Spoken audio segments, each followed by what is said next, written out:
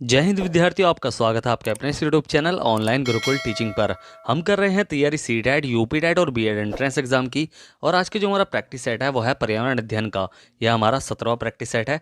इसमें मैंने previous year में जितने भी टॉप क्वेश्चन पूछे गए हैं CTET, UPTET, BEd entrance exam या फिर अदर कॉम्पिटेटिव एग्जाम में भी जितने प्रश्न आए हैं पर्यावरण अध्ययन से, उनमें से टॉप क्वेश्चन मैंने सेलेक्ट करके इस वीडियो में रखे हैं। आप अदर कॉम्पिटेटिव एग्जाम की भी तैयारी कर ही रहे होंगे, इसलिए मैंने अदर कॉम्पिटेटिव एग्जाम के भी क्वेश्चन इस वीडियो में रखे हैं ताकि आपकी तैयारी अच्छे से हो सके और आपको पता चले कि ऐसे प्रश्न जो हैं वो प्रीवियस ईयर में और साथ ही साथ अदर कॉम्पिटेटिव एग्जाम में भी पूछे जा चुके हैं।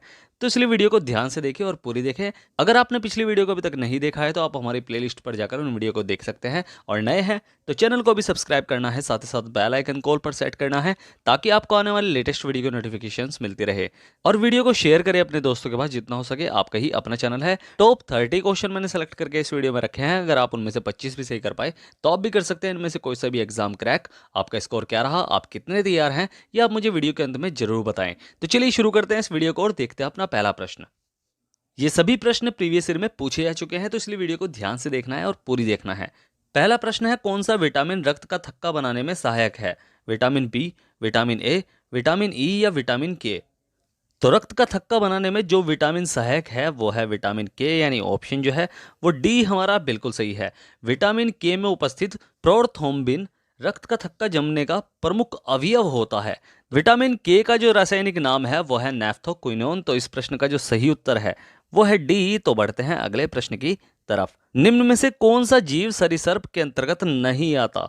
कछुआ, मगरमच्छ, मेंढक या सांप? सरीसृप ठंडे खून वाले वे जानवर होते हैं जो धूप में लेटकर अपने तापमान को बढ़ाते हैं या छाया में रहकर इसे कम करते हैं, यानी तापमान को कम करते हैं। तो इनमें से जो सरीसृप के अंतर्गत आते हैं वो है मगरमच्छ, मेंढक और सांप। ये तीनों ही सरीसृप वर्ग के अंतर्गत आते हैं। लेकिन कछुआ जो है वो उभयचर वर्ग के अंतर्गत आता है, यानी ऑप्शन जो है वो ए हमारा बिल्कुल सही है। उभयचर वे जीव होते हैं जो जमीन के साथ साथ पानी में भी रह सकते हैं। तो इसलिए इस प्रश्न का जो सही उत्तर है वो है ए। तो बढ़ते हैं अगले प्रश्न की तरफ। प्राथमिक स्तर पर पर्यावरण अध्ययन के लिए कौन सी विधि प्रभावशाली है? कहानी विधि, योजना विधि, व्याख्यान विधि या वाद विवाद विधि? तो प्राथमिक स्तर पर पर्यावरण अध्ययन के लिए जो विधि सबसे ज्यादा प्रभावशाली है वो है कहानी कथन विधि, यानी ऑप्शन जो है वो ए हमारा बिल्कुल सही है। तो बढ़ते हैं अगले प्रश्न की तरफ। पृथ्वी पर दिन और रात के चक्र का कारण क्या है? पृथ्वी का घूर्णन, पृथ्वी का परिक्रमण, पृथ्वी का घूर्णन और परिक्रमण दोनों, या इनमें से कोई नहीं? तो पृथ्वी पर दिन और रात के होने का जो कारण है वो है पृथ्वी का घूर्णन, यानी ऑप्शन जो है वो ए हमारा बिल्कुल सही है। पृथ्वी के अपने अक्ष पर घूमने के कारण ही दिन और रात होते हैं। पृथ्वी लगभग 23 घंटे 56 मिनट और 4 सेकंड में अपना एक चक्कर पूरा करती है अपने अक्ष पर। तो इस प्रश्न का जो सही उत्तर है वो है ए। तो बढ़ते हैं अगले प्रश्न की तरफ। ऊर्जा का पिरामिड होता है, हमेशा उल्टा होता है, उल्टा और सीधा दोनों हो सकता है, हमेशा सीधा होता है या अनियमित होता है? देखो, पारिस्थितिक पिरामिड जो होते हैं वो टोटल 3 टाइप के होते हैं। संख्याओं का पिरामिड, जैव भार का पिरामिड और ऊर्जा का पिरामिड। संख्याओं का पिरामिड उल्टा और सीधा दोनों हो सकता है, लेकिन ऊर्जा का पिरामिड जो है वो हमेशा सीधा होता है, यानी ऑप्शन जो है वो सी हमारा बिल्कुल सही है।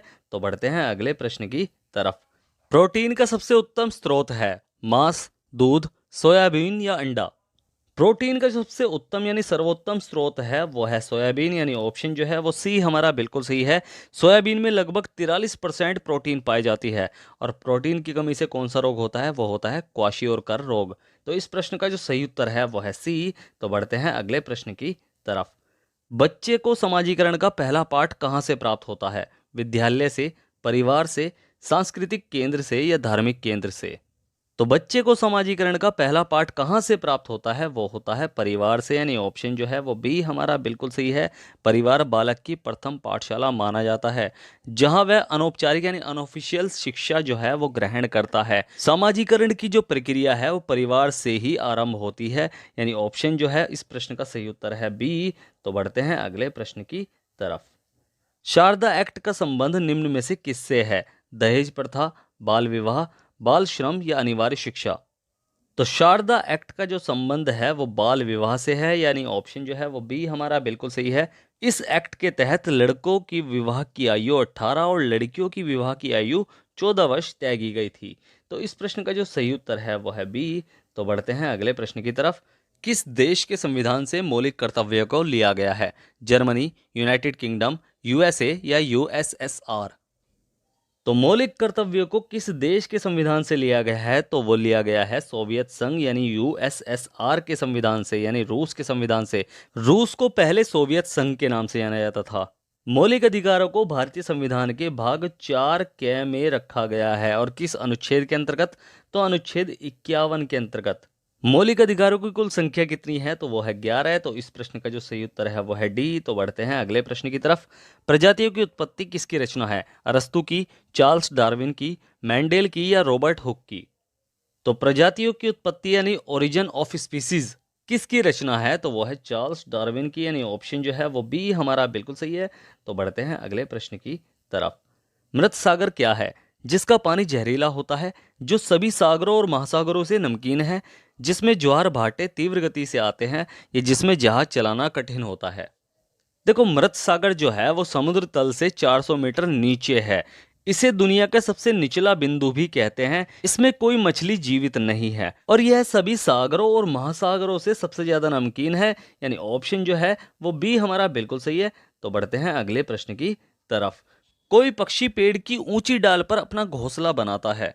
यह पक्षी हो सकता है शकरखोरा, कलचिड़ी, कौआ या फाख्ता।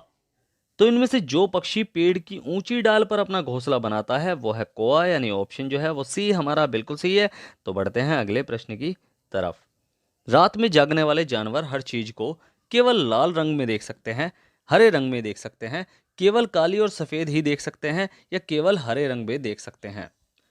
तो रात में जागने वाले जो जानवर होते हैं वो हर चीज को केवल काली और सफेद यानी ब्लैक एंड व्हाइट ही देख सकते हैं। तो इस प्रश्न का जो सही उत्तर है वह है सी। तो बढ़ते हैं अगले प्रश्न की तरफ। अन्य मृत जंतु पर निर्वाह करने वाले प्राणी को क्या कहते हैं? पैरासाइट, डिकम्पोजर, स्कैवेंजर या ओमनीवोर? तो वे प्राणी जो अन्य मृत जंतुओं पर अपना जीवन निर्वाह करते हैं वो कहलाते हैं स्कैवेंजर, यानी ऑप्शन जो है वो सी हमारा बिल्कुल सही है। इसके अंतर्गत गिद्ध, बाज, चील ये सभी आते हैं। तो इस प्रश्न का जो सही उत्तर है वो है सी। तो बढ़ते हैं अगले प्रश्न की तरफ। महासागर पृथ्वी पृष्ठ के अधिकांश भाग पर फैला हुआ है, जो पृथ्वी का लगभग 3/4 भाग है, 1/2 भाग है, 1/4 भाग है या 2/3 भाग है? तो पृथ्वी का लगभग 71% भाग जो है वो महासागर से घिरा हुआ है, यानी महासागर जो है वो पृथ्वी के लगभग 2/3 भाग को घेरे हुए हैं, यानी ऑप्शन जो है वो डी हमारा बिल्कुल सही है। तो बढ़ते हैं अगले प्रश्न की तरफ। पोलियो का कारण है जीवाणु, विषाणु, कवक या कीट? तो पोलियो किसके कारण होता है? पोलियो होता है विषाणु के कारण, यानी ऑप्शन जो है वो बी हमारा बिल्कुल सही है। पोलियो का वायरस भोजन और पानी के साथ शरीर में प्रवेश करता है और तंत्रिका तंत्र को क्षतिग्रस्त कर देता है, जिससे मांसपेशियों में अवरोध उत्पन्न होता है। तो पोलियो का वायरस किसको नुकसान पहुंचाता है? वो पहुंचाता है तंत्रिका तंत्र को। तो इस प्रश्न का सही उत्तर है बी। तो बढ़ते हैं अगले प्रश्न की तरफ।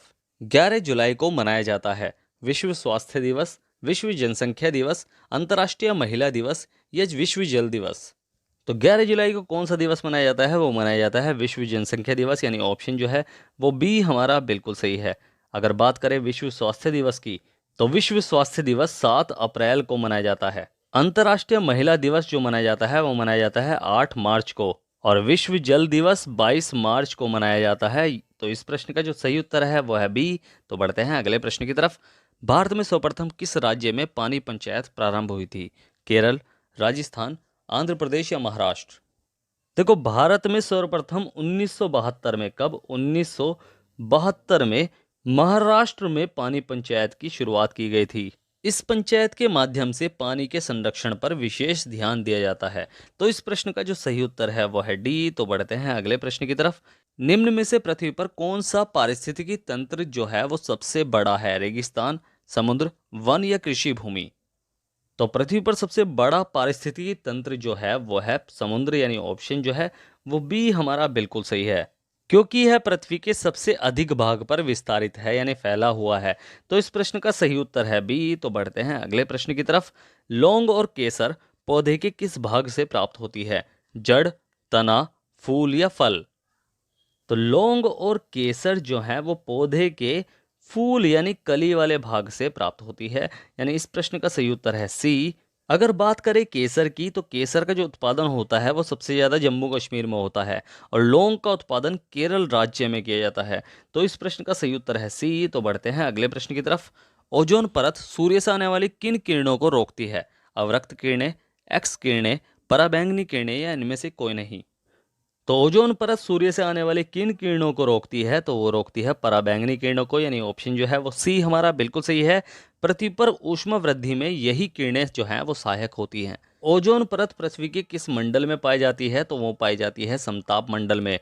तो इस प्रश्न का सही उत्तर है सी। तो बढ़ते हैं अगले प्रश्न की तरफ। मिनीमाटा रोग प्रदूषण जनित रोग है जो परिणाम है समुद्र में बिखरे तेल का, वायुमंडल में आर्सेनिक जमा होने का, औद्योगिक पारा अपशिष्ट पानी में छोड़ने का, या कार्बनिक अपशिष्ट पीने के पानी में छोड़ने का।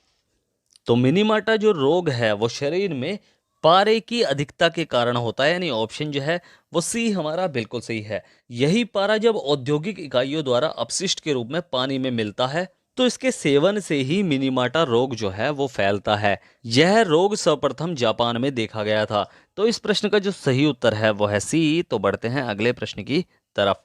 अंतर्राष्ट्रीय स्तर पर वन्य जीवों की सुरक्षा हेतु कौन सी संस्था है?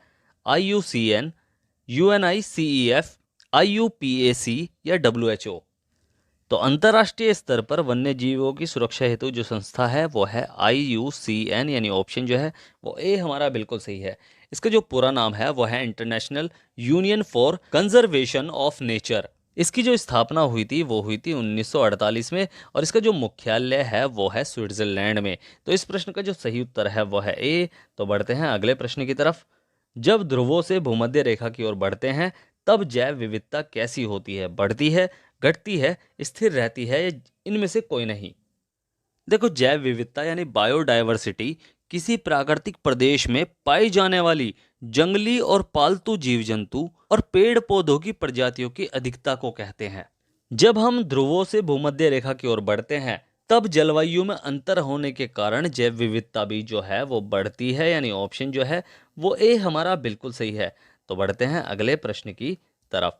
रेड डाटा बुक में सम्मिलित है विलुप्त हो रहे जीव, सुमेध जीव, आपत्तिग्रस्त जीव या इनमें से सभी?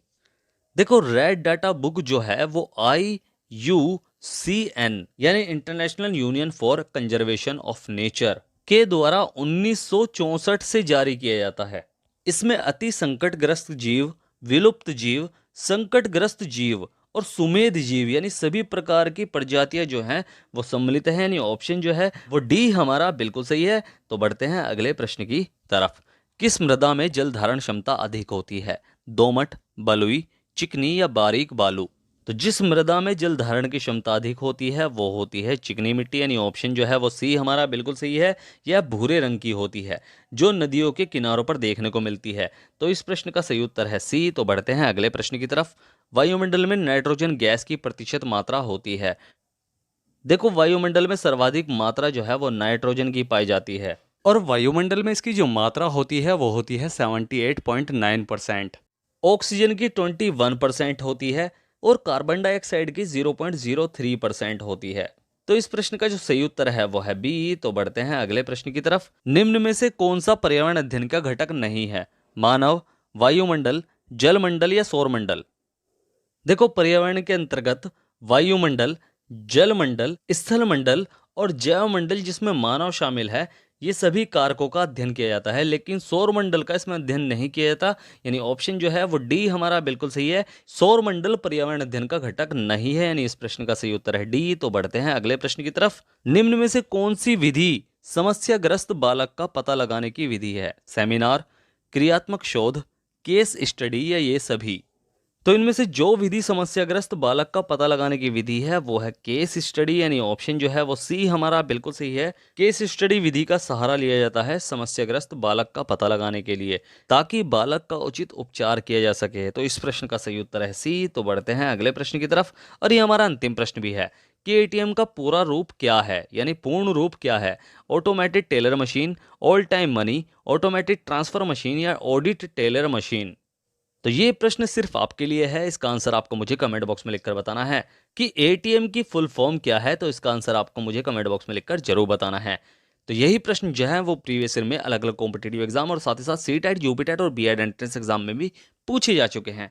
आप कितने तैयार हैं और आपका स्कोर कितना रहा है, ये आप मुझे कमेंट बॉक्स में लिखकर जरूर बताएं।